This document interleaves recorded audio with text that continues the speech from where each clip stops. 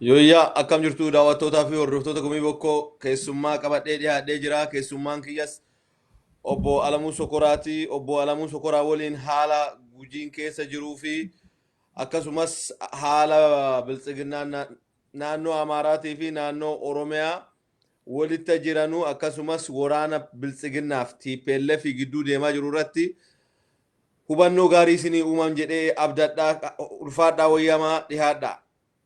Mee Alex sududumaan generaalii gaaffii kanarratti haala godina gujii keessa deemaa jiru irratti wanaa jechuu dandeessanii itti naaf ufme. Ayyee galatoomii achuu dhaggeeffame. Si dhagaan deem. Yaa haalli jiru akka naannoo keenya ka Gujii kanatti ka Booranaa kanatti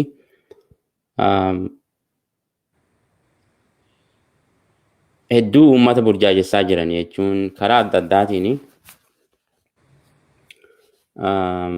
sochiin mootummaan godhaa jiru jechuun qabsoo Oromoo irratti dhiibbaa godhaa jiru hedduu guddaa dhiyoo kana akkuma dhageettetti fakkeenyaaf abbootii gadaa fayyamanii abaa'oo abaadhaa abaa'oon diinaa uummata Oromooti maani waan jedhu fa'a. Kun ammoo tarsiimoo mootummaati. Kun tarsiimoo mootummaan baafate. Kan ammoo akkuma Dr. Abiyyi dhiyoo kana eebbaa karaa jidduu Mooyyaleetii fi Finfinnee gara Keeniyaa baasu saniin dubbataa ture illee quba qabdaa waan inni dubbataa ture. Alshabaabii fi abaa'oo yoo balleessan malee naannoon kun akka nagaan taane waan jedhu dubbate. Kun ammoo maal mul'isa jettee beekaa Alshabaabii fi abaa'oo walitti qabuun isaa yoo danda'anii waraana gara kaabaatiin jalqaban kana injifatan itti aanu isaa akka tarkaanfiin Oromoo keessa cimaa irra fudhatamu qaama ifin ifi bulchine Itoophiyaa keessa balleessuun dirqama waan ta'eef akka kaayyoo isaaniitti garas deemaa jira. Kun yeroo jalqabaatiif jedhuu danda'ama jechuun miidiyaa wanni irra baanii waa akkana jedhaati waa kadhaa waa akkana godhaa kan jedhanu. Namni fi qabsaa'aa namni ammoo yoo mirgaa guutuu argatiin qabsoo uummataa dirqama. Garuu ammoo wanni deemaa jiru yoo ilaalte namoota kan adda adda qoodanii karaa adda addaatiin miidhaa cimtuu saayikoloojikaal yookaan xiinsammuu irratti godhuu irratti irra hojjechuu jiranii. Akkuma argaa jirtu fakkeenyaaf maqaa bulee horaa jedhu gara maala midhanii barreessanii miidiyaa irratti warri dhiifama gaafate maali waan jedhanullee ni sirreessina waan jedhu dhageenyee jirra. Garuu taateewwan akkanaa kun yoo ilaalte amma kaayyoowwan isaan galmaan gahuu barbaadan Itoophiyaa durii san deebinya waan jedhan keessatti mul'isa. Wanni akkanaa kun garas nu deemsisa waan jedhu argisiisa.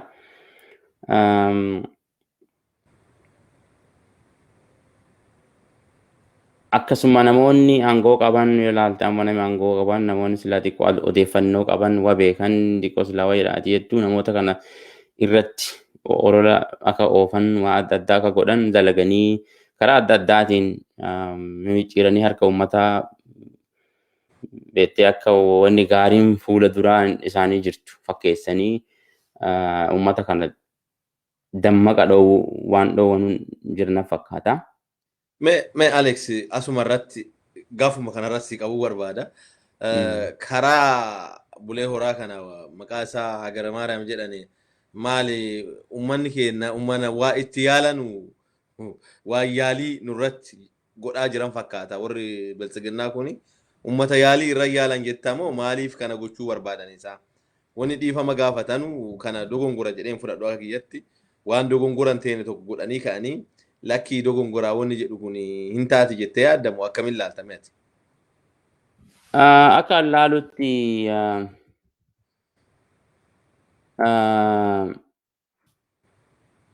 Dogongoraa miti maaliif si fakkaata ammaati yoo ilaalte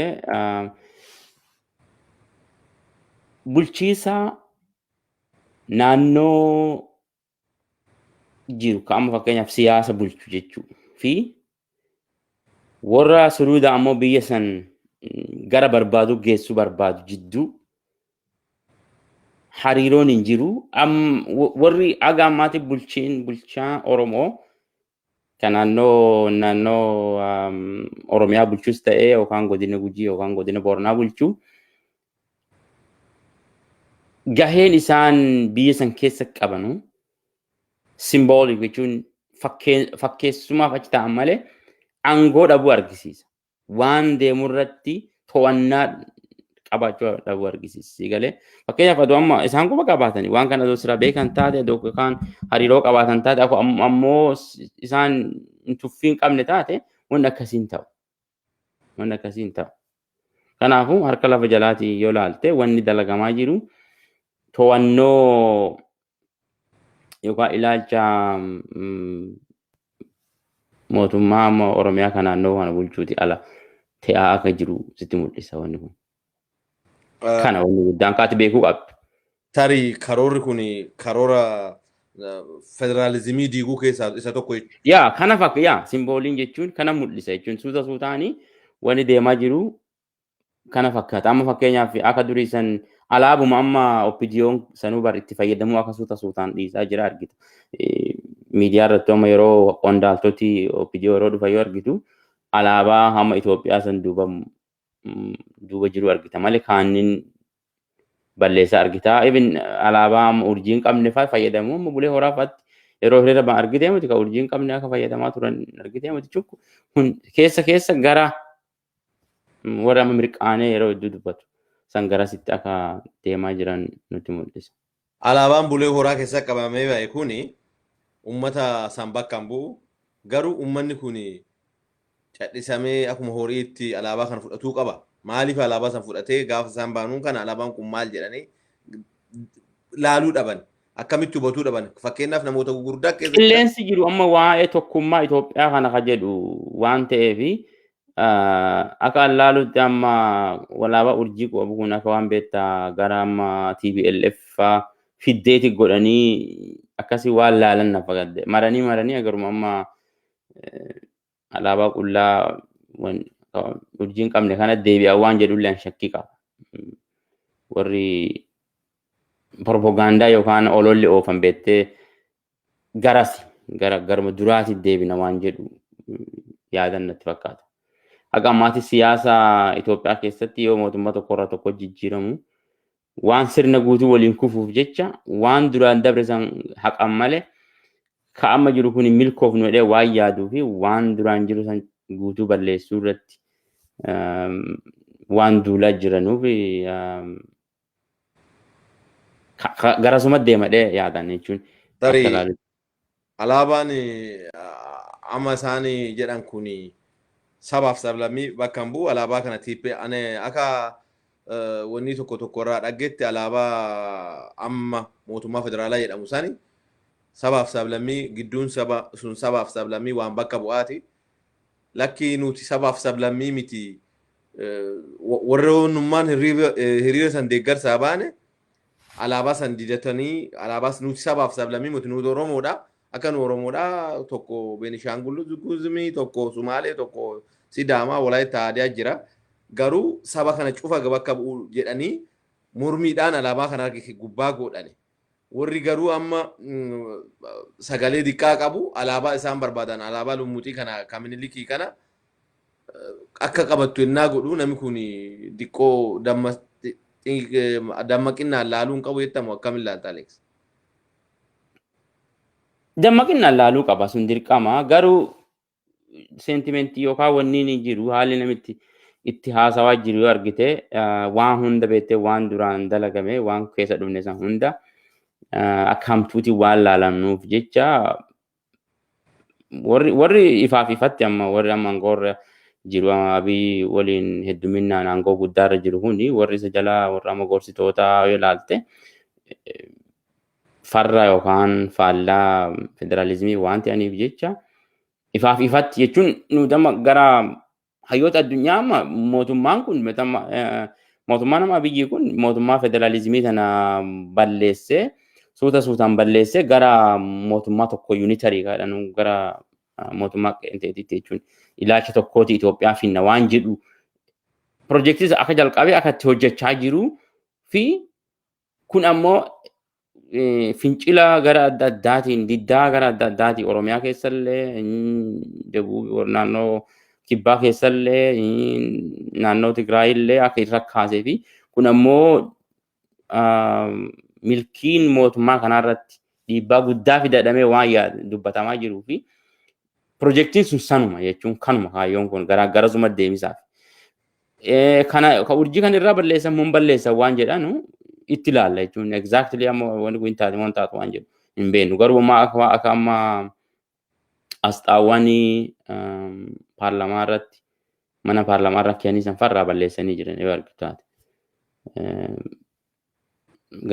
garas waan deemaa jiru fakkaata. Deemanii ammoo paartiin tun yoo filannoo sana maqaa filannoo gooteefaa waan isiin injifanneef hin jirtu amma yoo wanni godhan bakka hunda humnaa waan injifattuu fi namni dorgomuun illaa kan jirre gootee waan jirtuuf jecha qaamni ammoo naannoo Amaaraa baay'inaan paartiiwwan sun gara warraatitti makamti jedhamee waan jala kaa'amee jira odeeffannoo akka dhuftutti garasii waan deemanuuf jecha guutuu balleessan jechuun paartiiwwan amma alaabaa kana balleessitee kafeete ka barbaadduun ka Itoophiyaa tokko godha jettuun bakka buuchi jedhee yaadaan fuulduraaf. Ulfaadhu wayyaa. Mee Alex garuma godina Gujii kanatti deebina. Godina Gujii keessa waan baay'ee deemaa jira. Quba qabdan jedhee abdadha. Yaa waa hedduu jira. Quba qabdan jedhee abdadha. Fakkeenya godina Gujii bahaas ta'e kan nageelle kanas ta'e kan bulee horaa kanas guutuu waan isa keessaa deemaa jiru kana mee akkamitti xiinxalaa jirta? Akkamiin hubatta waan kana maantu? Siyaasi garaagarummaa hin qabu jechuun garaagarummaa naannoo biraatiin hin qabu jechuun akkamitti fakkaata dhiibbaan amma naannoo hundaayyuu jirti. Naannoo Oromiyaa keessa godinoota hunda keessa jirti. Keessattuu immoo naannoo Abaa'oon keessa jirti jedhamee yaadamu kanarratti dhiibbaan adda addaatu uummatarra godhama. Ilaalcha namaa irratti keessattuu isaan xiinsammuu namaa irratti dalaganii xiinsammuu namaa irra akkaataa ittiin dalagan ammoo maani warroota amma kaabineedhaan kana namoota aangoo qabatan namoota kanarra dalagu yaalii godhan. Yaaliin godhamu kun yoo ilaalte amma uummata Oromoo kana duddaa garaa godhu jechuuf wal faallessu. Uummata kana akka beekta kophaa jiruutitti immoo dhiyoota aktivistoota Amaaraa namni tokko amma dubbatisaa kana mul'isa beektee jechuun wallaggaatitti qoodanii jechuun wallagga kophaa dhaaba godhuu, Gujii kophaa godhuu, Boorana kophaa godhuu, Harargee kophaa godhuu, Arsii kophaa godhuu, Arsumaa yoo bakka lama qoodanii kun Baalee godhanii kaan Arsii godhuu jechuun qoodanii bulchuu divide and rule waan jedhan san garasitti cimsanii akka itti fufanuu fi ganama tokkocha lafaa hennaa kan pirezidaantii 20-30 itti godhee adoo Shimallis aangoo dhabeedhaa ture namichi jechuun just this is waan deemisa jiru jechuun akka tokkummaa Oromoota qabsoon fincila diddaa gabrummaatiin walta dhuftee namni gammadee if keessa gartee onnee horatee nullee saba cimaa ta'ee saba tokko kan if bulchu ta'ee uummanni gammade sani gammachuu san gara gaddaatti jijjiiranii nama kan hamilee dhoowwisarra waan ta'eef jecha akka waliigalaatiin rakkoon jiru kan akka tokkoon ammoo piroosesii adeemsa keessa maantu jira jettee ona gaafattee duula cimaa jira amma humna darbatamaa kan humna adda addaa gara naannoo biraarraa fiduuti jira akka an dhaguutti humna special force warra jedhamu kana humna addaa kana naannoo biraallee kana akka naannoo Amaaraa cufa fidanii Oromiyaa keessa bobbaasuu karaa adda addaatiin yaaliin tarkaanfii qaama ABO kanarratti fudhachuu waan kana jira ABOllee waan kanaaf jecha ofirraa qolachuu ofirraa deebisuun hin jira namoonni lubbuun namaallee hedduun katabretillee dhagaa turree jirra kanuma kana jira jechuun garuu kana caalaa wanni ati beekuu qabdu uummata kana gargar qoodanii bakka godhanii hamilee cabsiisa irratti wanni dalagamaa hin jirtu. Akkaataa ati hin beekne jechuudha. Akkaataa namitti isaa fi namni baay'ee akkaataa gowwaa fi bakka namni uumaa jechuun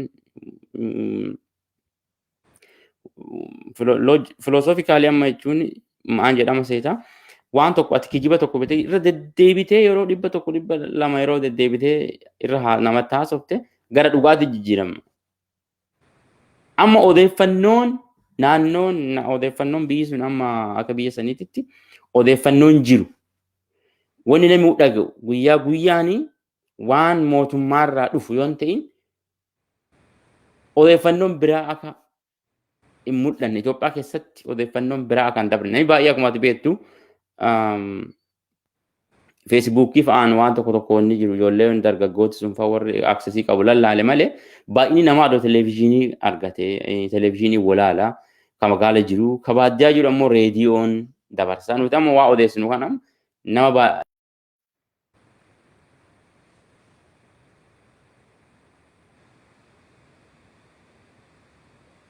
Alex.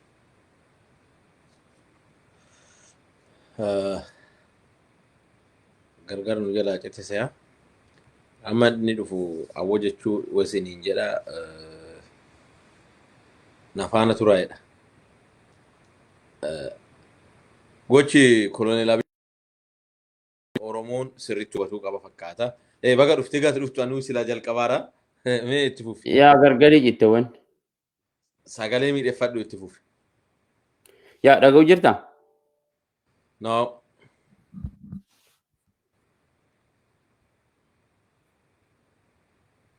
Hin dhagamu? Ansi dhagaa. Amma gaarii. Amma itti fufimee wama amma jalqabde sarara itti naafuuf. Haalli jiru kana fakkaata jechuun akkaataa nama hamilee cabsuu irratti nama kana gargar qooduu irratti odeeffannoo nama nuti haasofnutu nuyyuu uummata sila dhaqqabuu qabuun dhaqqabdu namni keenya walumaa galatti amma odeeffannoo sila uummataaf barbaachisa jedhama. Akka uummanni maana yaaduu akka qabu maaliif akka qabsaa'uu qabu maaliif maal ta'uu akka qabu irratti guutumatti amma zeeroodha. Amma waan isa ajaa'ibu nama tokko hayyoota tokko yoo kana bilbilee odeeffadhe ture. Namoota dur waliin yuunivarsiitii fa barsiinnu namoota adda addaa. Yeroon waan naan jedhan amma fakkeenyaaf yoo an kana jedhe amma sobasitti fakkaata. Yeroo durta Ihaadigii san nuti mirga hin qabnu jedhaa turre kun akka mirga dhabuun amma reefi nutti dhaga'ame naan jedhan jechuun. Waan tokko namni feesbuukii irra waan tokko waa'ee waan mootummaa kana faallessu waan xiqqoo tokko jecha qeeqa waan xiqqaa tokko yoo goote guutuma guututti si qabanii naan jedhan namni tokko. Nuti callinneetu amma yoo nagaan keessaa dabrineeyyuu waan guddaa kanaafuu majallisdanii jedhee beekte nama tokko waan adda addaa waan qeeqaa uuma taphaallee gootu. Duraan guyyaan hunda qeeqaa turan waan adda addaa barreessa turan yeroo duraa san jechuudha. Hagas cufa namni mirga dhabe jechuudha yeroo ammaa kana amma waan tokko mormuu hin dandeessu. Waan mootummaa kana amma waan gaarii qofa dubbatte malee uuma xiqqoo tokko ati lakki wanni kun sirrii muti ati jettee naan sii dhume. Akkas keessa jirti jechuudha naannoo hundinuu. Anillee maal argitas? Haalli waa dhageeffadhee jira. Waan dhageeffadhe maan ijoollee dubbisee jira. Saatii itti mana nu gallu murtaa'ee jira jedhe. Ani dargaggeeyyiin beektu haalli gaafa TPLF kaa warra TPLF mormaa ture warra OPDO mormaa ture TPLF maan OPDO ergatte OPDO mormaa turre. OPDOon san caaltee nutti deebite. Ta durii taan caaltee dhufte balbala irratti galgala hafuura baafattee enna fuudhanee si jeesuu danda'anii jedhe. Namni si waa'ee kee dubbatu hin jiru. Ati bakka namaa muti jedhe. Bakka meeshaa isaaniitiin naan jedhe beektaa amantu. Warra amma dulloomanii warra isaan jala kaatan ala namni tokko halkan keessa gadi ba'uu hin danda'u. Fincaanii gadi ba'uu hin dandeettu jedhe beektaa. Waan ajaa'ibaatti deemaa jira jedhanii ulfaadhu wayyamii Alex. Mee gara wanni hafee jira jettee itti fufiiti gaaffii lammaffaa sii caame.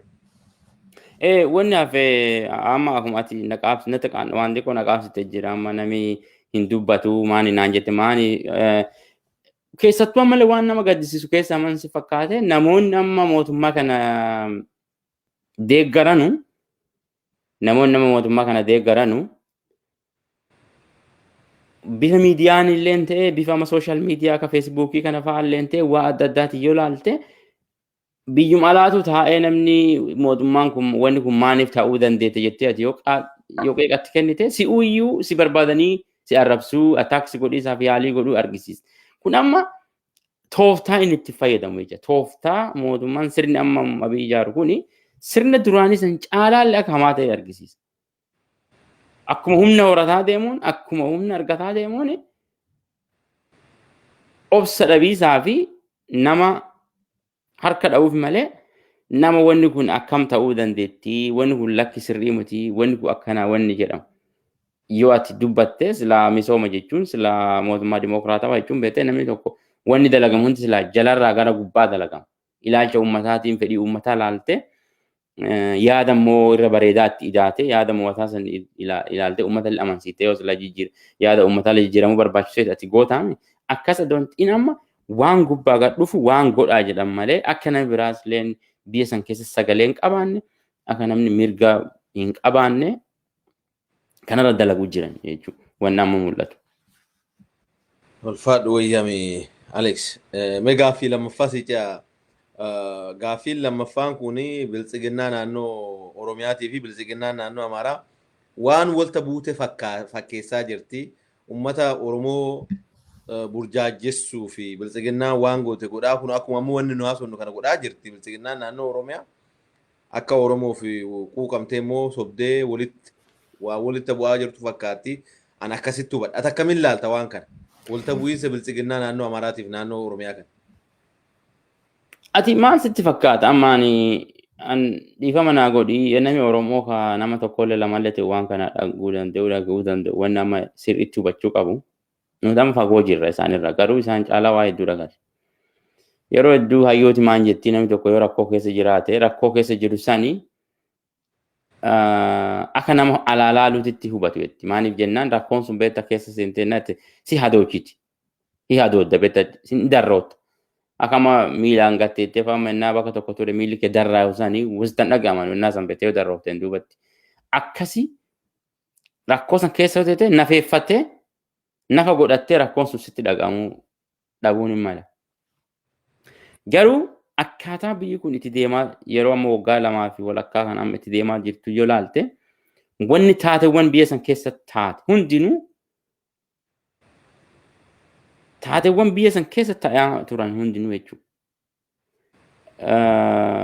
Jawaar ijjeefamuu fi yaaliin godhamerraa jalqabii Hacaaluu ijjeefamurraa jalqabii itti aansii Jawaar ifa hidhamuun kana itti aanaa waraanni amma TPLF irra baname kana illee yeroo agartan waraanni wanti kun hundinuu asoon ta'in hin duratti gareewwan amma jara warra amma tokkummaa Itoophiyaa jettu kana halkanii guyyaa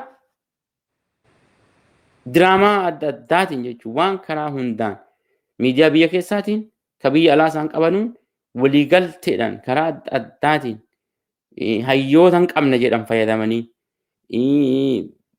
dippiloomaasii waan adda addaarra fayyadamanii dalagan. Oromoon akka nuti miidiyaa dalannuu kana amma nama dhuunfaadhaan miidiyoota jalqaban sanirra haga amma warri dippiloomaasii oofishaalii warri gubbaa jiru hundi irra baay'ee amma dalagan argisiisa jechuun. Ummaa argisiisa saayikooloojii uummataa dalaguu irratti argisiisa.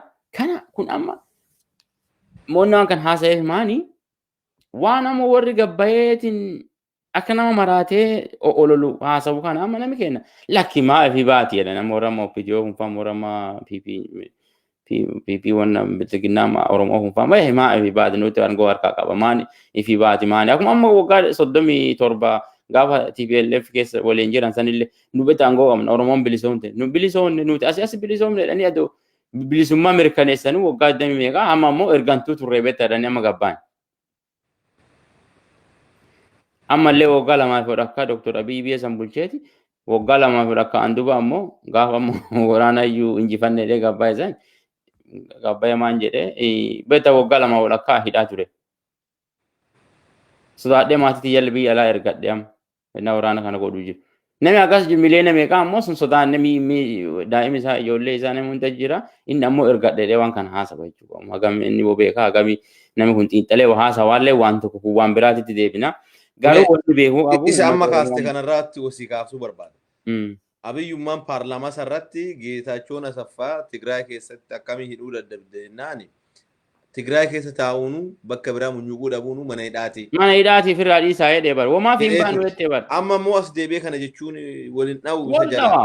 Warra dhibbarraa dhibbatti isa qofaa miti ganduu dargaachoo ka bulchaa godin naannoo Amaaraa turelleen Tigraay waganaachi TPLF wanni tokko wanni siif baatu hin jirtu. Haganaachi dhiibbaa isa nurra qaba hin jiru. Waan tokko wanni isaan godhan hin jiru jedhanii yeroo hedduu dubbatanii jiranii.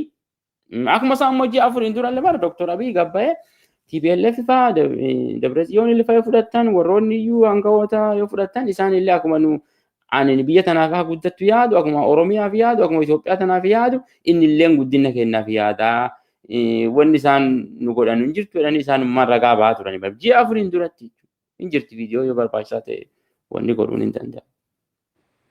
Har'a immoo waan dubbatan walumaa argaa jirra. Kaan jechuu barbaade wanni dalagamaa dhufe suni warruma amma isin salphaan isinif fakkaatu amma maan jedhan naannoo Oromiyaa yoo naannoo Oromiyaan diigati Itoophiyaa waan jedhan laal yoo naannoo Oromiyaan diigati namoota uumaan beekne walitti qabanii namoota kan Shimallisii kana fa'aa namoota amma kan Dakkalee Uumaa kana fa'aa namoota wanni jedhan kana fa'aa Adaanechi maanii maqaa dhaabanii jechuudha. Warroota kana guutuma isaaniitu hojii dhala goonuu qabna jedhanii dubbatan. Salphaa fakkaata garuu wanni kun. Nama innaas ilaaltamu isaanumaan warra dhaga'uu hin taphatanii garuu guyyuma tokko kama ari'amaa ifa arga warra amma darbitu amma gaangee diinaati bara warri kun amma gaangee diinaati. Yes dhuguma siin jedhan. Isaan amma I tell you jechuun amma akka kiyyatti I think uummanni amma isaan waliin deemullee at least warri aangoo harkaa qaba jedhee yaada. Garuu suuta uummanni amma uummanni amma nuti naaftaan jennuun kun ilaalchi warraa ilaalcha badaa. Haga barbaadan qofatti fayyadamanii haga ammoo wanni jedhaniin duuba gaafa xiqquma harka galfatan amma akkuma suuta harka galfachaa deemanuun warri hojii ala ta'uu isaa waan oolu miti. Waan takka harkaan qabu uummanni warra ammayyuu Oromiyaa bulchina maan jedhu kuni an ammallee in arguu jiraata. Yeroo duraanii irra wayyaayyuu dha waa isa deemuu deeman. Abiyyaatuun beekta. Abiyyi I don't think nama xiinsammuu qorate fa'aa itti wanni godhan inni hedduu akkasumaraan hagas mara wanni qaba jedhee yaadu wanni namni inni dalagamaa jiru kuni waan godhi jedhanii barreessi achirra maxxansi jedhanii guyyaa maxxansu malee amma adoonni beekte dhufte nama beeku ka walaba ta'e waliin gattaa'ee waa'ee Itoophiyaa irraa dhugaastii daqiiqaa lamaaf hin dubbatu. Because he has no clue. Waan deemu jiru wamaa wanni banni gadu hin jiru. He has no control over what. Jechuun to'annaa waan inni to'atisa jiru hin jiru waan deemisa jiru irratti warra isa jala jiru deemu jira. Isin ammoo maqumaaf itti fayyadamu. Amma waan ta'e jedhanu waan miidiyaarra dhaggan waan wanni jedhanu kana godhi kana barreessi fuula feesbuukii keetirra maxxansi feela biraa maxxansi waan jedhamu malee I don't think namichi kun dhugumatti yeroo ammaa kana ilaalchi isaa sirriitti cimee waan kaleessa godhe hadha illee qaabate wama kun amma dubbatee bara paarlaamaa gaafa dheengaddaa keessattuu ta'ee namni kun waan inni dubbataa ture hin qaabatu taate bara jalqaba maan jedhee waan rokkeettiidha waan wayii waan gisa tokkotti dhashi godhan tokko hundinuu TPLF fudhattee Tigraay keessa jira waan tokko hin qabnu jedhee dubbate jalqaba. Achuma deebi'ee ammoo nu rokkeettii isaan caaltu hedduu qabna nuti uummata Tigraay miidhuudhaaneeti malee jedheetiin baatanii paarlaamaan laaluu hin dandeettanii isin agarsiisaa jechuun namni kunniin by the way nama amma akka Tiraamp fanallee saayikoopaati amma wani jedhanii xiqqoo shakkaniifu ka waan bakka hin taane ergamu. Just sammuu irratti rakkoo qaba jedheera baroo hayyooti sammuu jechuun an amma Dr. Abiy namni kun normaal jechuun sammuu isaa sirriitti xiinxaltee wayaaddee akka nama siyaasaati. Namni siyaasaa dhugaadha. hin kijiba. Waa hedduu namni kijibu hedduun nama keessa buufatan jechuun lafuma amma namni loojikiin beekumsaan buluuyyuu keessa darbatan waa. Si galtee muti? Amma akka Obaamaa fallee hin beektaa Itoophiyaan dimokiraataa waa jedhee tokko dubbatee muti? Kijiba keessa makatanii garuu ka isaan kun amma lukaan deemisa jira kaa kijibee wanni inni dalagu jechuun gaafa amma waraana achi ol ergan san gara Tigraayitti ture san maal jedhe seeta fakkeenya gaarii dalanneerraa akka beektaa humna Itoophiyaa keessa jirtu ittiin balleessinu Gujii keessa Wallagga keessatti Sumaalee keessatti Sidaamoo keessa waan goone san deemneeti Tigraay illee keessa goonaa jedhee dubbatee ture. Paarlamaa gaafa wanni jechuudha. Yeroo lola labsanu. Yeroo immoo lolli immoo amma fixeemeen dibammaan jedhee Wallagga keessa Gujii keessa Sidaamoo keessa namni gaafas nama ajjeesaa ture. Waraana ta'ee jechuudha. TPLF nama ajjeesa. Konfliktii yookaan lola yookaan wal dhaba 213 jedhamuti 213 san keessa hunda isaanii isaantu godhe. Waan asiin dura walumaa galatti badii Itoophiyaa keessatti dalagamte haganni waggaa 2 fi walakkaa ture kana hunda isaantu godhe jedhe jechuudha. Ifi qulqulleessee yookaan ifi bilisa baase jechuudha. Kun hundi yoo dhagartee yoo laalte waan inni jedhaa tureef waan inni godhaa tureef waan inni ajajaa ture baay'eetiin iyyuu riifoormii yookaan jijjiiramni nu goone keessa jijjiiramni guddaan dalagame humna waraanaa irratti sekuuritii nageenyaa irratti dole sirriitti dalagame namayyuu gocha Gujii keessa godhamaa ture ka Amnesty International gabaase fa'aa baadhi paarlamaa keessa gaafatanii jennaan bar kun walaloo asoosamaa asoosami kun nama barreesse qaba abbaa barraa'eef qaba waan barraa'eef qaba nama jedhee bar har'a immoo badiin sun anaamuti TPLF godhe yoo jettee Meetari okay warra TPLF gootu jennu kaan namoota mana hidhaa keessaa kabaasee ejjisaa jiru gaaffii keetirraa ka'eeti wamati dubbatte kanarraa haguma TPLF injifanne uumaan jiran jedha kanallee bada amma wanni godhamu yakki godhamaa ittuma fuufisa jedhame guyyaa guyyaan nama keessattuu naannoo gara kibbaa Wallagga kana fa'aa keessa guyyaa guyyaan nama ajjeesaa jiran guyyaa guyyaa badiin dalagamaa jiru waan tokkoof lamaa miti. Nama qawwee qabu ka reebdee qawwee isa qabu wal ijjeessanii yookaan ijjeettee waan rakkoon qabu. Sun inni nu du'isuma inni nu mataas qophaa'e yookaan ijjeessuuf yookaan duufi bosonarra ba'ee garuu nama fayyaalessa ijoolluma xixiqqoo fa'aa dubartoota fuudhanii ijjeessuun kun waa akkanaa godhuun kun nama hidhuun kun amma akka dubbii paarlamaa Abiyyi fa'aa dubbataa turetti badiin guutuun dalagamaa duraan ture ka amma akka Hacaaluun fajjeefamuu kun hundinuu waan TPLF hin taane Jawaari fa'aa amma waa hidhamee sun beekamu. Mee Alex asumatti. Jawaari fa'aa hidhamuun bara amma dogongora guddaa jechuudha agarsiisa jechuun. Isaanuma itti ragaa ba'an duraanuu dogongora namuun beeka garuu kana akka dogongora dalagaan inni nu mataa isaa amaneera jechuun. Si galtee? Ammaan jechuu barbaade seeta asirratti. Namoota mana hidhaatii baanee ijjeefamaa jiranu jira. Hojjetaa mootummaa biiroo dhaqanii fuudhanii ijjeessanii amma fakkeessa Harargee keessa dhaggitee jiran abbaa ijoollee fuudhanii ajjeessanii reeffasaa bosona keessa galatanii waraabessaan nyaachisan. Hin argita wayaa poolisii Oromiyaa uffatee nama harka duubaa hidhee mukarra hidhuu argaa jirta. Argaa jirra. Isaan kana TPLFitti ajaja. Nami Hacaaluu ijjeessise TPLF dhuguma waaqa. Hacaaluun torbaan lamaan kana keessatti Abiyyi Hacaaluu irratti harkaaffii fudhatee nu garsiisuu qaba jedhanii warra nafxanyaatti dubbataa ture. Haa ta'u garuu Hacaaluu akkuma jedhame isaan ajjeefame. Laalime. Kanaa miti kanaayyuu bara amma wannummaa amansiitti dubbadheefu baa wanni ansiin jedheefi yoo waan asiin dura TPLF godha jedhe waan amma dalagamaa jiru kana waan asiin duba dalagamuu deemu kana ammoo eenyu godha jedheemmoo itti mormachuuf deema waan jedhu be'ati. Yoo waan dabrite sanillee goote bara amma itti fufu kanatti gaafatamuun keeti waan oolu miti kana ammoo wanni ansiin jechuu barbaade wanni namni kennallee hubachuu qabu kana. Ayyee ulfaadhu wayya mee gara gaaffii biraatti ceenaa. Gaaffii kana sirriitti wanni hin jenne waan nama ansiin jedhe waan nama biltsiginnaa lamaan jidduu deemu jiru kuni dhugumatti Oromoon gowwaa Oromoon yeewwaa amaani amma warra afaan itti fayyadamu santu haqaafi nama waan santi natti dhagama أما وراك أما تايي كم فا وراك أما أديس وراك كم فا ورماني ولو ما قال نم أورمو كم فا ما أنجلا أكا إساني تتي tokkummaa Itoophiyaa tana beektee jabeessinee federaalizimii tana amma jadduu bareedduudhaan waan jedhu mee itti dhaga'amuu ni mala jedhee yaada. Maal sitti fakkaata? Keessa gabbu'anii xiinxala critical thinking waan jedhamu jira. Akka malee gabbuute keessa gasseentee yaaduu kanarratti namni akkas keessa gabbu'ee waa yaadu ka waa itti dhufaaf deemaa dubbatu ka cimee waan kana mormu yoo beektee namni Oromoo hundinuu kun hidhamaa kun ijjeefamaa kun biyyaa baafamaa namni hafummoo nama beektaa waan akka arbaa hunoo guddisee fa dhufaa argite malee wanni dhufu xixiqqeessee dhufaa beektee aduu ati guddisee dhufaa ati yaaddu haga hantuutaa ta'eeti kama si weerara argita.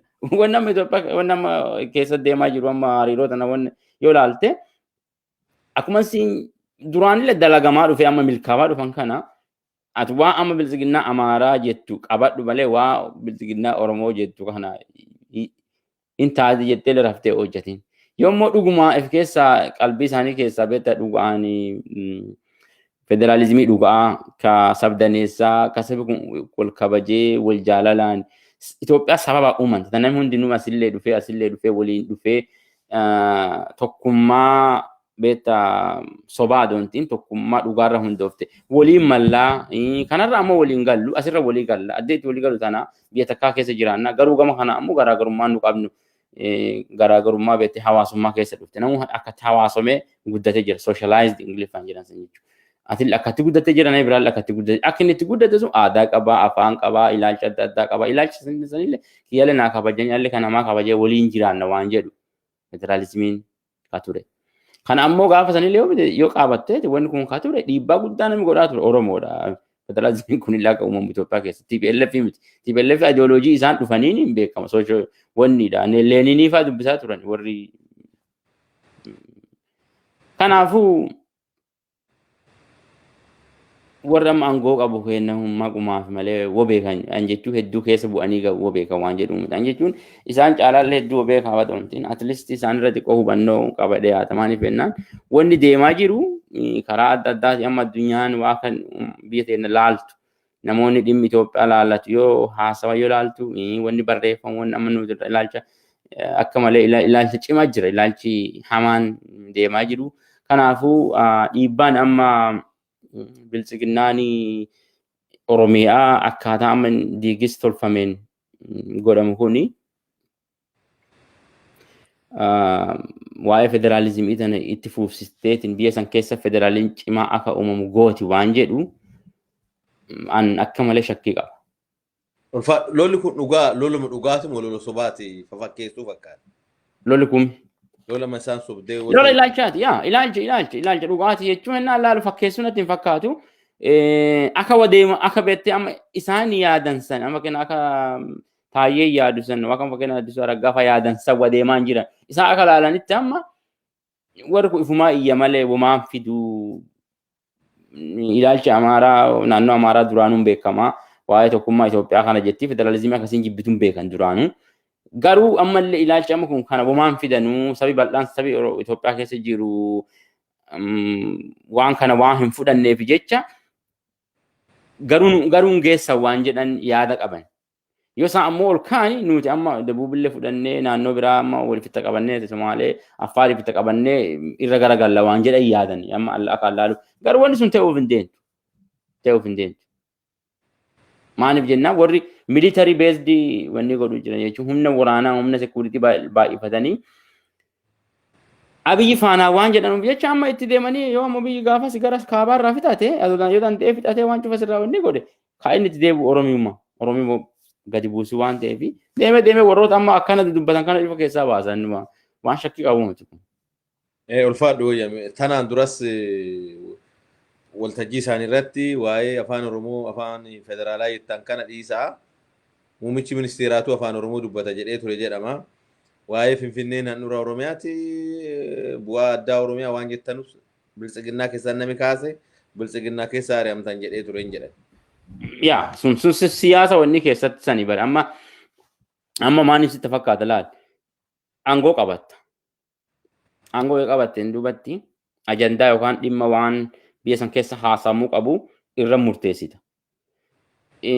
Waan amma fakkeenya Oromoon barbaaddu waan sila isi Oromoon dubbachuu barbaaddu Oromoo argachuu barbaaddu dhimma Oromoo dantaa uummata Oromoo san bakka bu'uu barbaadu san akka inni ajandaan taane akka inni waan tokko irratti akka dhimmaatti tun dhiyaanne yoo gooteen duubatti abbaa feeteen siyaasan keessa hirmaadhu jettaan. Yoo hirmaatellee wanni inni silaa barbaadu suni si galteemi mammaas tokkoon beektu akan hafne na yaamte akan nyaanne na dhoowwarteedhan jechuudha. Si galtee am fakkeedhama cidha baay'ifa wanta tokko nyaafee siin jedhan si yaaman akan hafne dhutte ammoo waa ati amma silaa nyaatu yookaan silaa waa argatu qabdu immoo si dhoowwatan maan ta'edha. Dhufneettee kaaduu hin dandeettu dhufteerta. Yoo dhufte ammoo waan silaa godhuu qabdu san maa ta'uu qabdu san sitti ta'in siin jedhan sirra bileem yookaan ammoo si komatan jecha. Kanaaf amma duuba amma namni amma komatamu duuba oppidiyuma duubarra komatamee uummanni itti kaa'uu deema. Akkuma dur itti kaa'e san jechuudha.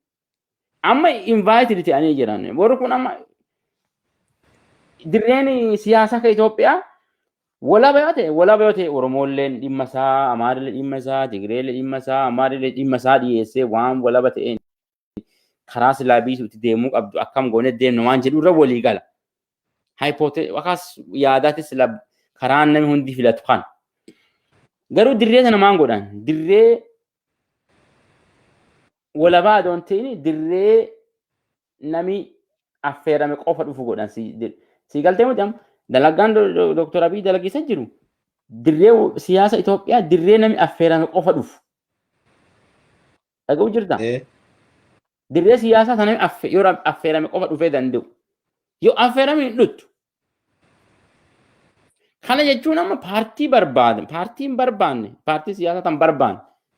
Tahennaa dhufte beektaa akka keessummaa godhateeti jecha dhagee beektaati. Keessummaan akka abbaan bulfateedha. Akka abbaan bulfateetti jettaa miti. Nama keessummaa ta'e akka abbaa bulfateetti akka inni barbaadutti haasonne, akka inni barbaadutti hin dubbanne hunda achi keessa baasa.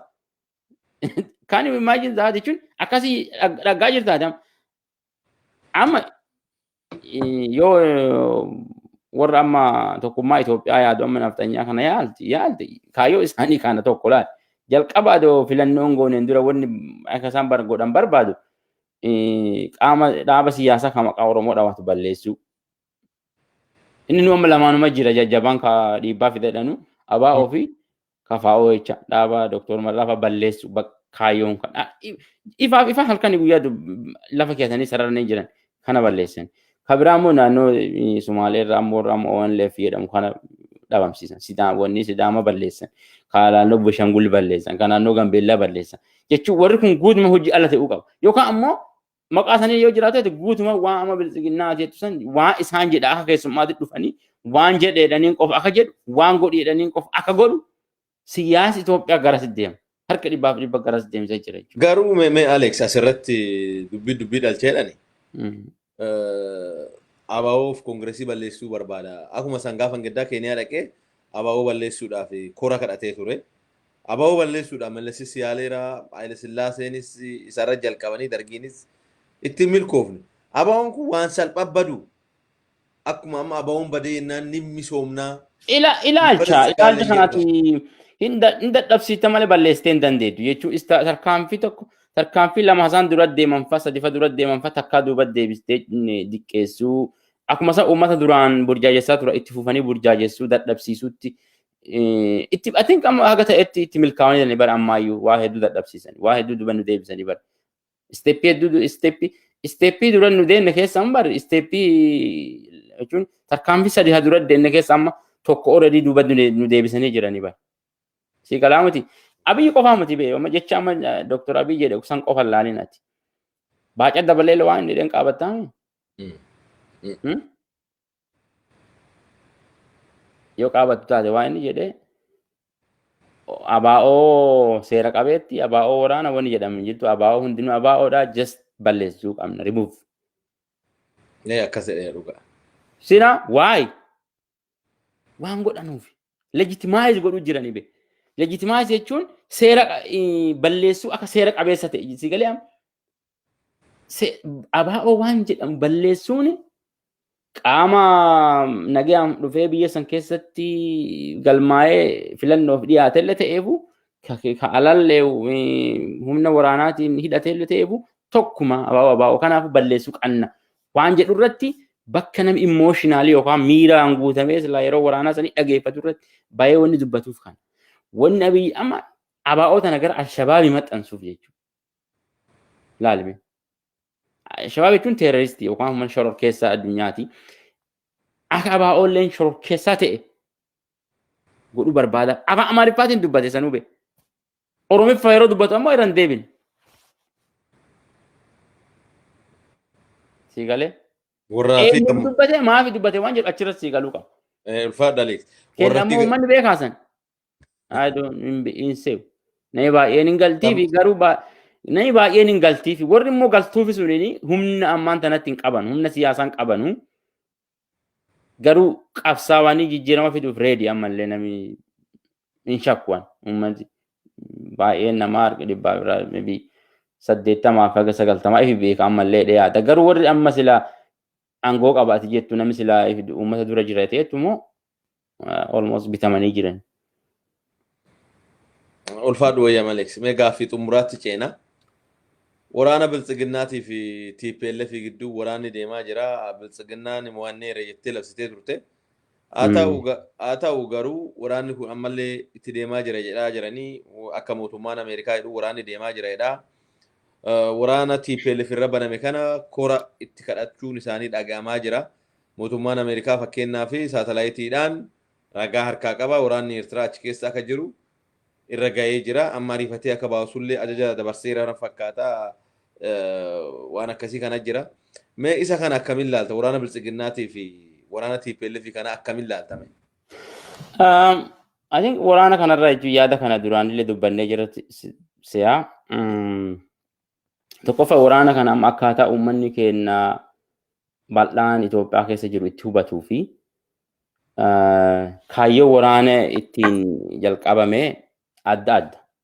Ka TV irra himamu akka uummanni beektaa waraana san fudhatee waraanni sun akka beektaa waraana Itoophiyaa irra aggaamameetitti akka badii warra geessisuuf waraana kana fudhateetti godhanii waan dhiyeessaniif hubannaa uummati qabu amma diina keenya ka durii ka waggaa meeqanu nyaataa ture badee bakka ajjeefame maani jedhanii namni kun harka dha'uu agartaa ka ibn Abiyyi duraan hin gargaara lama sababa kanaaf hedduun hin gargaara yaada hedduun hin gammada harka dha'uu agarta kan agarta namni amma waa'ee san irratti faallaa waraana kanaa dubbatee akka nama beektee gantuu nama gane nama biyyatti gane gantummaan seera keessatti namni gantummaa jechuun maqaa du'aan ajajamata adabama Itoophiyaa keessatti akka gantummaatti sirra ilaalan nama waan kana wanti kun sirrii miti jedha jecha. Garuu yoo dhugaa dubbachuu barbaanne haqa yoo dubbachuun barbaachisaa ta'e waraanni kun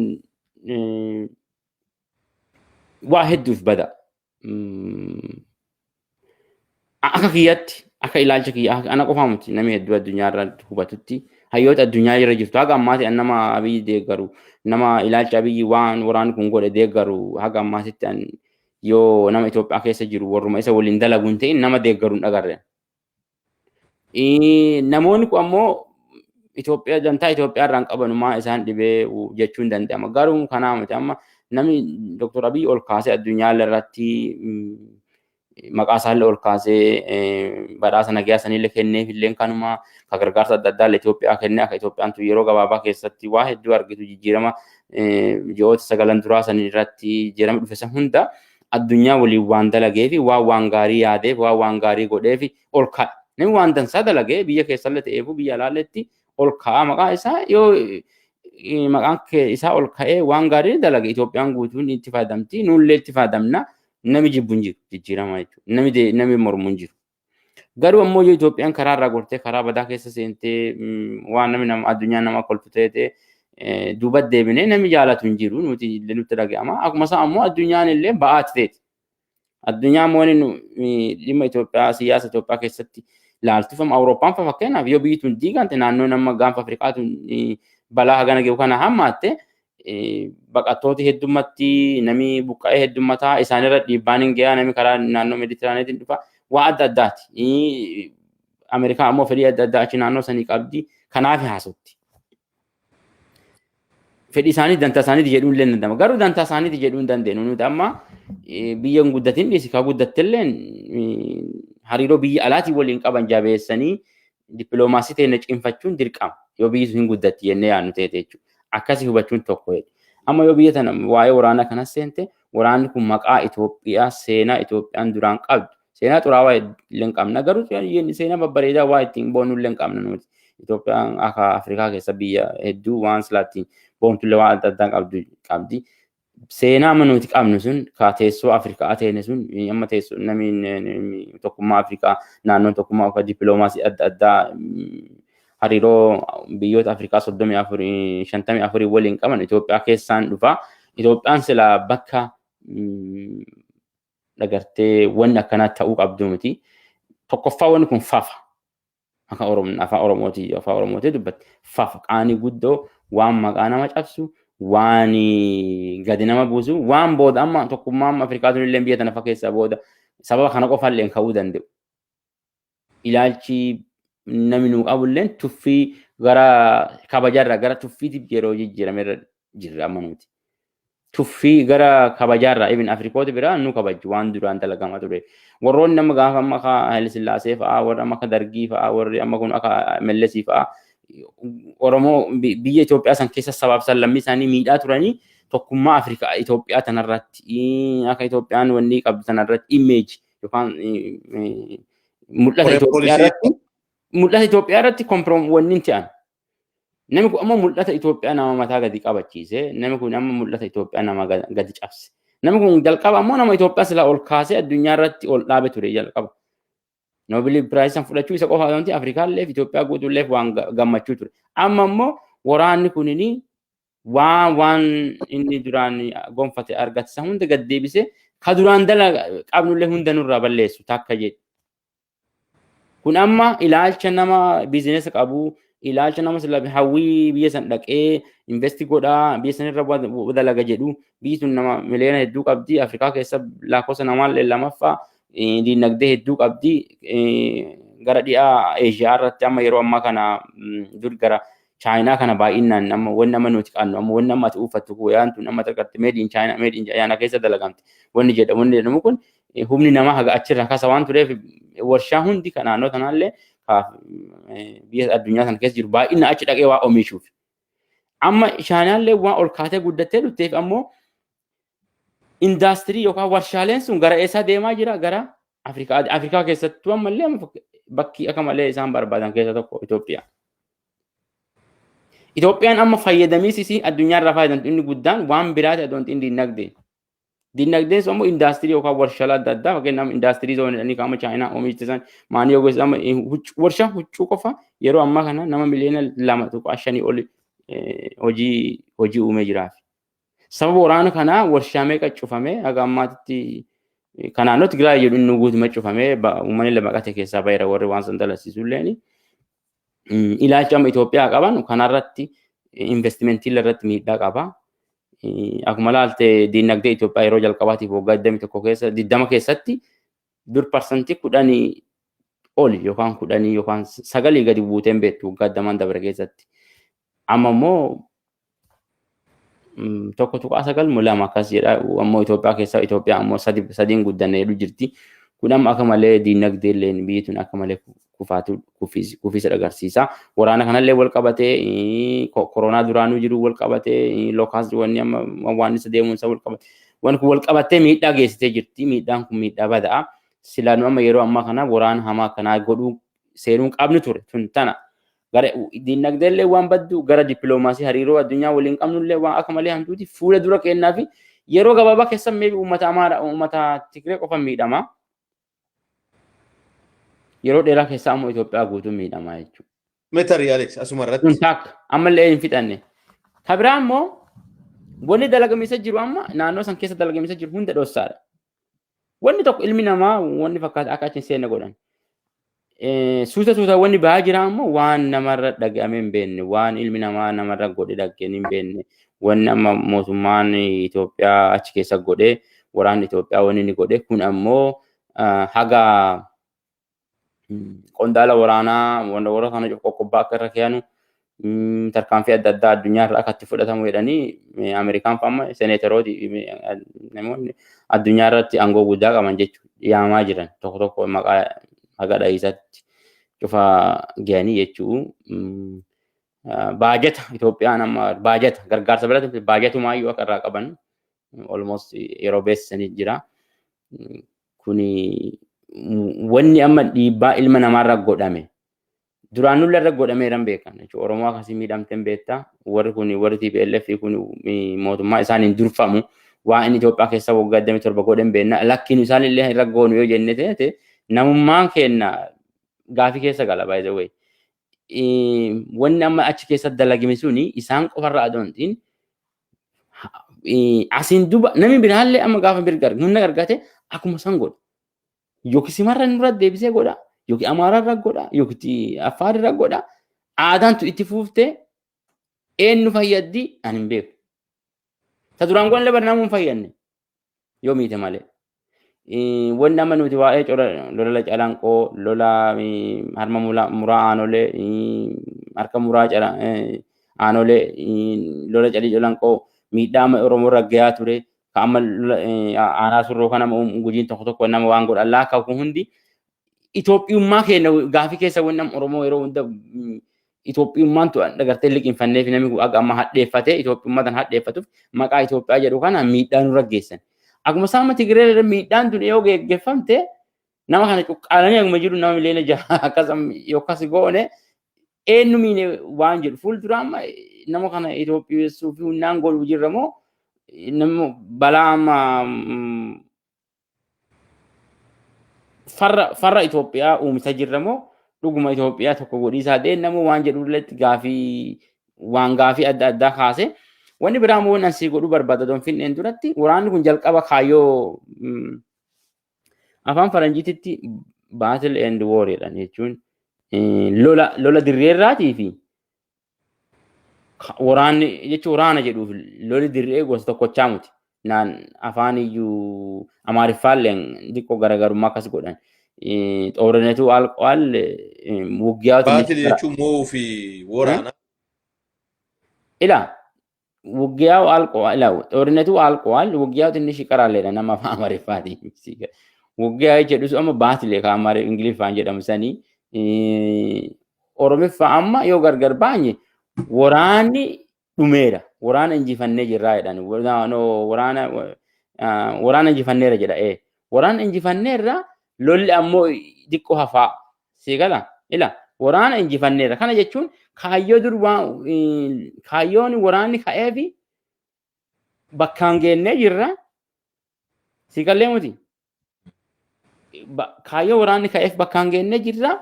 Garuu lolli xiqqaatu lolli itti jira. Lolli bakka adda addaatti ciccitee itti jira jechuu isaanii barbaadaniiti. Kanarraa ammoo wanni namni beekuu qabu. Kaayyoo waraana sadi ture. Tokko warroota aangoo qaban ka TPLF achirra jiran san lakkoofsaan ka barreeffamanii baasan san qabanii seeraaf dhiyeessu. Lama humna milishaa kan naannoo sanii hidhatan guutuma hidhoo isaanii hiikachiisuudha. Qawweerraa hiikachiikuudha. Sadi mootummaa naannoo sanii mootummaa haaraa dhaabu. Waan sadiin kan. Jawanni sadiin kun guutamte waraanni dhumatee jedhama. Lolli itti fufuu danda'a warri shiftaalee ta'ee itti fufuu danda'a. Siigaleemi san keessa ammoo meeqa dhumate ka jedhu namni hundi waan beeku natti fakkaata. Warri hin qabanne haga ammaa namni beekamu namni isaan barbaadan ka achirra liistii godhani namni qabame haga ammaa hin jiru. Warra amma Baalemaa kana fa'aa Baalemaa Dr. Baalemaan fa'aa inni Baalemaa sun fa'aa amma Finfinnee jira ture. I think liistii waan godhan natti fakkaatu. I think wanni inni qabu nama garii amma liistii hadha litti dabalansiyaa nama 40 kaleessa dabalansiyaa. Walumaa galatti kaayyoowwan san yoo laalte kaayyoowwan sun amma yoo harka dhibbarraa sun 33 ta'e kun 33 ta'e kun 33 ta'e namoonni tokkollee haa qabaman hin jiru. Parsantiin 33 tuqanne jecha. Humni hiikachiisan hin jiru. Humna gammaa lolaa jira. Sunillee hin tuqamne. Mootummaa ammoo dhaabaa hin dhaabnedhani. Dhaabanii ammoo dhaqanii achitti hin dhaanne maqaa fi asiin moggaasan Finfinnee jira. Kana jecha harka dhibbarraa yoo amma kana lamaan hin tuqanne gana hiikanii hin jiranuu. Warra illee namni qaban namni silaa isaan barbaadan kan qabame hin jiru. Mootummaa dhaabanii jiranii mootummaan dhaaba ammoo dhaqee achi hojiirra waan hin ooliniif dhaqee biyya sana akka wanni itti hin godhiniif sunillee meebii harka dhibbarraa meebii harka 50 haa jennee haa kenninuuf hime. Kanaaf amma parsantii 100 keessaa 80 hin tuqanne. Akka waraanni dhumate jedhaniin annaan gal. Eegalolli ka'een duubatti amma eega maqalee qabanne waraanni dhumata waan jedhu yaadan garuu kaayyoo waraanaa kaayyoo ati lolteefi sun argatte qofa waraanni dhumate jedhama. Amma wanti fakkeenya fudhadhu Itoophiyaa qofa miti waan kanarra rakkoo guddaan uumamee biyyi guddattee yoo maqaa Ameerikaa duun amma yeroo hedduu Afgaanistaan keessa dhattee wanni isaan kaayyoo isaanii ka ture maan Taalibaan balleessanii biyya dimokiraatawaa dhaabuudha hin dandeenye. Iraaq dhaqanii Saddamii balleessanii balleessan garuu biyya dimokiraatii godhuudhaan hin dandeenye naga amma biisuun wanni hin jenne jechuudha milkoofne. Akkuma san Sumaaleellee gaafa lolaa wanni godha Alshabaab keessa balleessanii biyya san dimokiraataa godhu aga ammaan danda'amne. Anka jechuu barbaada agartee waraan akkanaa kun kaayyoo dhufeefisan kasilaa barbaadanuuf hin dhaqqaba waan jedhamu.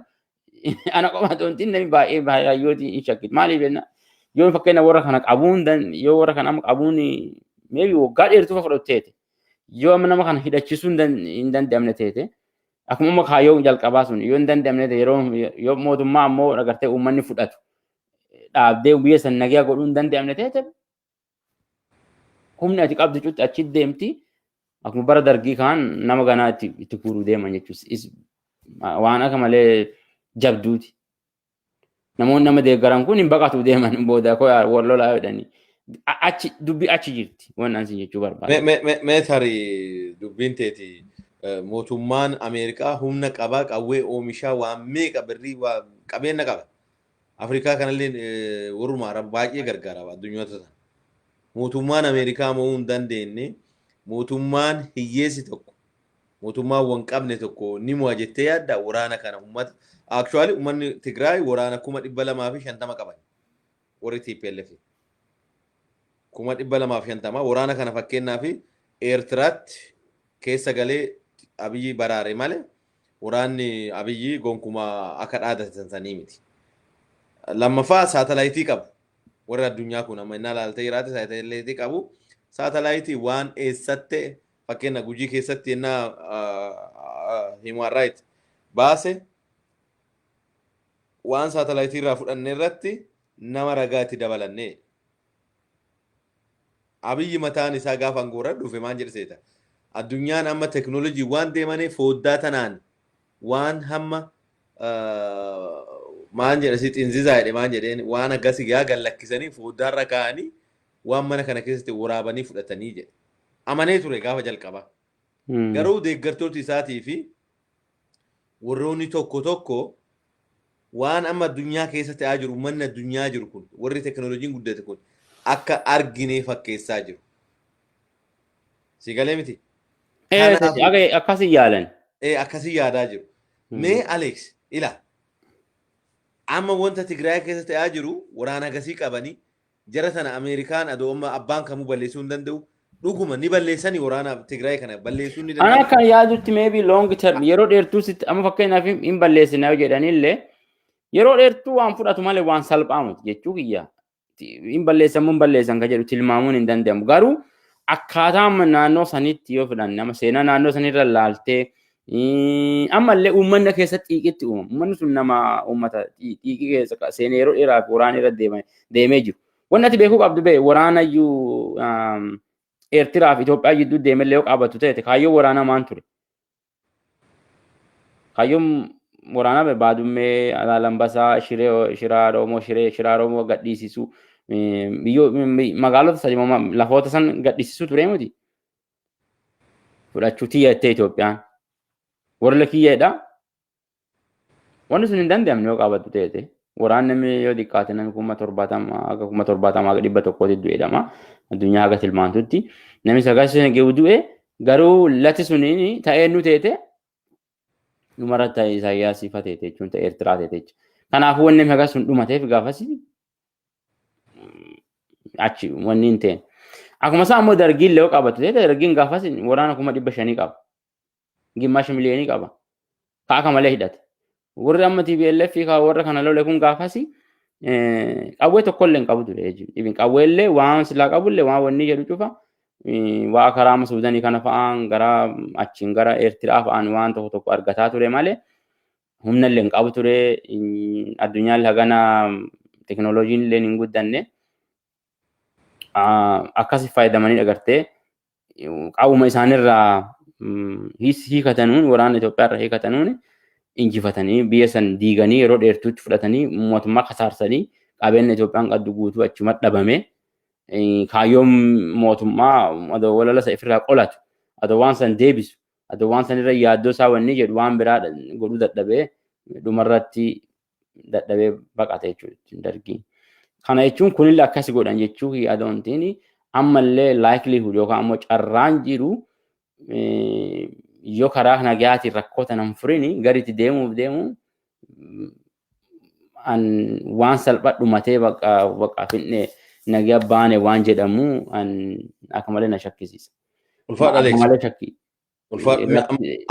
Naannuma Tigraay kanarratti deebi'uu barbaada. Mee fakkeenyaaf namicha Joon pirezidaantiin amma filame Ameerikaa filame Jaanuwaarii 20tti masaraa mootummaa White House seenu Secretary of State yookiin Secretary of State inni filate dhimma biyya dhimma alaati jecha namni sun nama waa'ee dhimma alaatiif filatame Secretary of State jedhanii inni kun amma maal jedhee jira kuni genocide jedhee jira.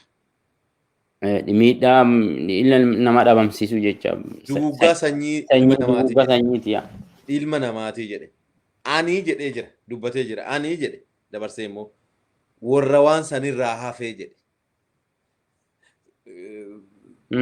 hubadhu ani warra waan kanarraa hafe maatiin kiyya nama kanarraa hafe karaa kaminuu hin fudhadhuu jedhe as deebi'e immoo Suuzaan Raayis by anyway jedhe war is a criminal jetteerti gorsituu teetee namitti dhuftu angoo qabdi. War crime jetteetti wanni nama dalagame kun war crime jechuun bakka war is crime yakka waraanaati. Is by anyway by any means war is crime jettee lafa keessatti jirti. Mee waan kana Aleeks. Namitti hubatu malee jechuun namni keenya waan biyya addunyaa irra deemaa jiru keessattuu namni keenya qaamonni kun hedduu waan quba qabu garuu walumaa galatti amma deemanii warri kun beektaa namni xiqqoo beektaa afaan iyyuu Itoophiyaa dubbatu barbaadee ture mootummaa amma Tiraampii kana xiqqeessee beektaa gara wanni jedhaa ture. Duubarra ammoo mormateen illee amma gara Awurooppaa fa deebi'ee lakki wanni dalagame humni waraanaa Eertiraalleen guutuu keessa seentee Itoophiyaa keessa seentee lolaa jirti. Kun akka malee ajaa'iba. Gubaa akka malee nama ajaa'ibu. Wanni humni sun keessa bu'u amma yeroo ariifatee achi keessaa bahuu qabaa jettee beeksisa baachee jirti.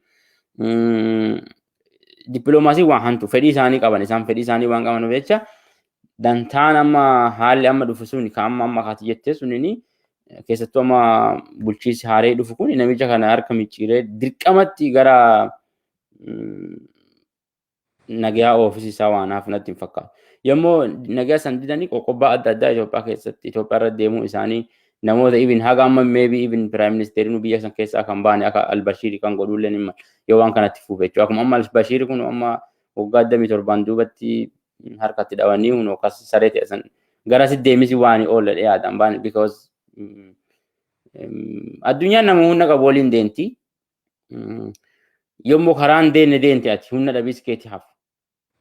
Amanee baadha amma Itoophiyaa keessa nama 1,000 wataadara barbaanneedhaanidha ture inni mataa isaatu. Yoo akkam godhee lolu jira amma waraana gana geewu lafa keessa bittannaa'ee ka abdii kutatee abdii biraan qabu bakka namni kun lola malee ifi dura deemee waan dandaga dandeen nama jeesu uummata hidhate bosona keessa baay'een amma attaan goota maan godhuu deenta waan jedhu. Kana ammoo fixuu kate amma nama miliyoona xiqqaate nama miliyoona fa'aa leenjistee bakka achi keessa tokko tokkoon dhaabdee akkasii ofirraa dhoowwuu adda malee nagee uumis biyya san keessa nagee tola isaan amma tolaan deemuun barbaadan tola Oromoon barbaadan Oromoo tolaan jiraattuun fedhan Tigree tolaan jiraattuun fedhan amma kun Beeshangul Gumuz falle amma kun itti duullaa yoo mootummaan federaalaan dandeenye nuti agadhiisaa jedhe namni tokko baqa mirqaanaa agartee miti komishinarri iyyuu naannoo Amaaraa mirqaanisa jira barre kun afaan iyyuu Amaariffaallee ibsa kenna Ingiliffaallee ibsa kenna bakka nuti itti duullee bakka cadhi goonaa